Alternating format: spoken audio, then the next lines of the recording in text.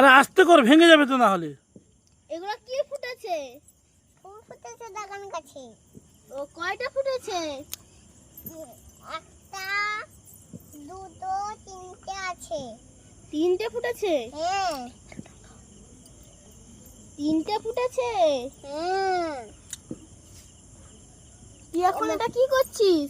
এখন এগুলো এরকম পাউডারের মতন দিয়ে দিতে হবে। কি করছিস এটা তুই? অনু তুই এটা কি করছিস? এটাকে কি বলে এটা করাকে? এটা কলাকে কি হয় জানিস? কি বলে?